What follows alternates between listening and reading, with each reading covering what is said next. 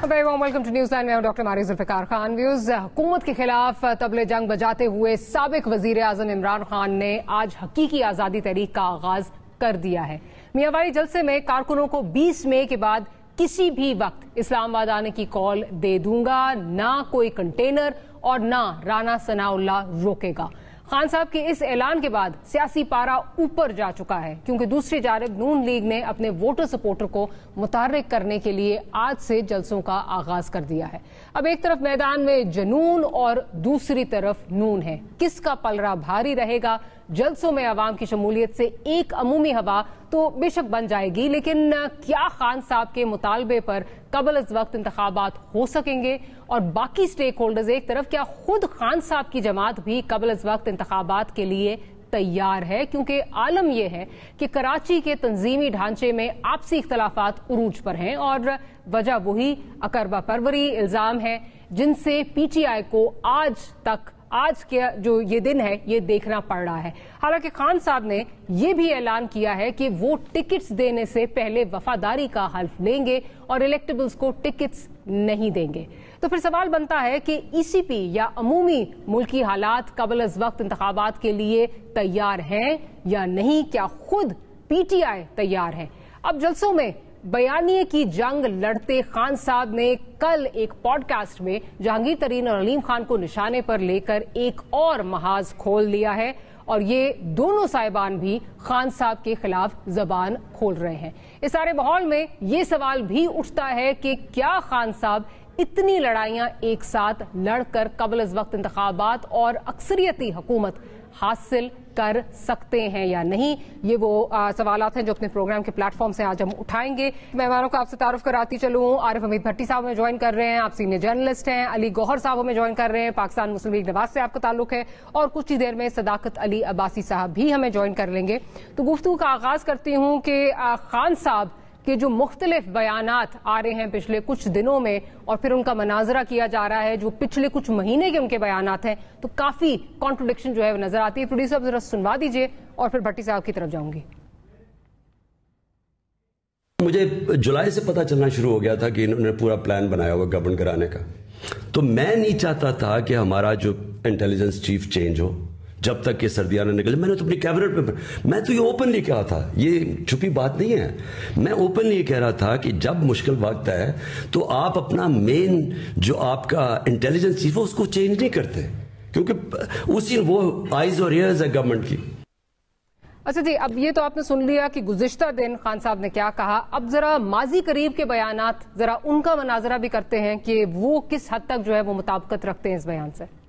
हमें भी ये सारा पता चल रहा था जनवरी से, जब ये सारी गेम शुरू हुई थी। हमें ये सारी चीजें पता चल रही थी क्योंकि हमें खबरें आ रही थी कि ये कैसे किधर लंदन में कौन कौन लोगों से मुलाकातें कर रहा है। नवंबर में साजिश शुरू हुई, नवंबर के महीने से। अगस्त से शुरू हो गया था आइडिया इस चीज का।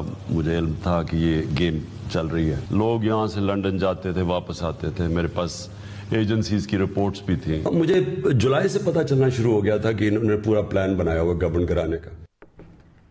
आरिफ हमीद भट्टी साहब, कभी कहा 7 मार्च को जो है मरासला आया, वहां से साजिश शुरू हुई, फिर कभी जो है वो कहा कि मुझे जुलाई से पता चल गया इसीलिए मैं डीजीआई को चेंज नहीं करना चाहता था। आखिर खान साहब कहना क्या चाह रहे हैं? ये खान साहब को खुद भी नहीं पता वो क्या बोल रहे हैं आजकल, जहां तक मेरी अपनी असेसमेंट है। एक तो जो उन्होंने क्लेम किया कि लंदन में जुलाई में, मैं चैलेंज करता हूं खान साहब को, मैं कह रहा हूं पहली मुलाकात जुलाई में नहीं हुई, सितंबर में हुई है। मुझे खान साहब एक एविडेंस दे दे और मैं 10 एविडेंस दे दूंगा। ठीक है। असल बात यह है कि अक्टूबर में DGISI पे हुआ, ये उनको चेंज नहीं करना चाह रहे थे। पहले उन्होंने कहा कि जब सेनेट का इलेक्शन था उसके खिलाफ अदम एतमादी से रहने दे, फिर वो मौजूदा तौर पर ये जीत गए। अब वो हालात नहीं रहे। सितंबर में पहले ही पाकिस्तान की एक शख्सियत गई, लेकिन वो प्राइवेट शख्सियत थी, कोई सरकारी नहीं थी। फिर अक्टूबर में गई। उसके बाद आपको याद होगा कि आसफ अली जरदारी साहब की एक स्टेटमेंट आई कि अब हमें कह रहे हैं बचाओ, तो जिसपे DGISPR साहब ने भी फरमाया था कि कोई सबूत है तो लाए, लेकिन वो बात ठीक थी। तो मेरा अब ख्याल है कि इमरान खान साहब कंफ्यूज हो चुके हैं उन्होंने करना क्या है। पहले जो उन्होंने लाए थे उन्होंने हाथ पीछे कर लिया, दूसरों ने आगे सर कर दिया। कितनी सारी हकीकत है। वरना वो ये बता दें कि बाप को किसने साथ मिलाया था, उनके एमक्यूएम को किसने साथ मिलाया था, कातर लीग को किसने साथ मिलाया था, जो 19 आजाद कैंडिडेट थे उनको किसने साथ मिलाया था। तो अगली बात फिर मैं अर्ज कर दूंगा सारी डेटों के साथ, टाइम के साथ, जाए वकूआ पे सारी साथों के साथ। ठीक, भट्टी साहब का पॉइंट आ गया। क्या सदाकत अली अब्बासी साहब हमें ज्वाइन कर चुके हैं? अच्छा, अब्बासी साहब से बार बार जो है हम राब्ता करने की कोशिश कर रहे हैं लेकिन उनसे राब्ता हो नहीं पा रहा। अली गौहर साहब की तरफ चलती हूँ। अली साहब, आप जो सिचुएशन देख रहे हैं, क्या आपको लग रहा है कि क्या खान साहब क्या जो है वो क्या कहना चाह रहे हैं? क्या कुछ आप लोगों को इंडिकेट करना चाह रहे हैं? क्या किसी और को इंडिकेट करना चाह रहे हैं? क्या कहना क्या चाह रहे हैं खान साहब? बिस्मिल्लाहिर्रहमानिर्रहीम। देखें, डॉक्टर साहिबा, भट्टी साहब ने अभी बात की है और उन्होंने काफ़ी चीज़ों की वजाहत की है कि खान साहब, इस एक बात से तो मैं भी मुत्तफ़िक हूँ कि खान साहब जो हैं वो मतलब है कि अभी वो सदमे से बाहर नहीं आए और इसी सदमे में वो जो हैं वो ऐसी बातें कर रहे हैं कि शायद उनको ख़ुद भी अंदाज़ा नहीं है। वो अपनी ही बात को 2-3 बार दोहराते हैं और तीनों बार उनकी बातों में साफ वाज़ेह फ़र्क नज़र आता है। और फिर ख़ास तौर पर जिस वो साजिश का जिक्र करते हैं और फिर उसके बाद आजकल वो एक और मुतालबा भी करते हैं कि भाई इसके ऊपर जो है वो जुडिशल कमीशन बनाया जाए।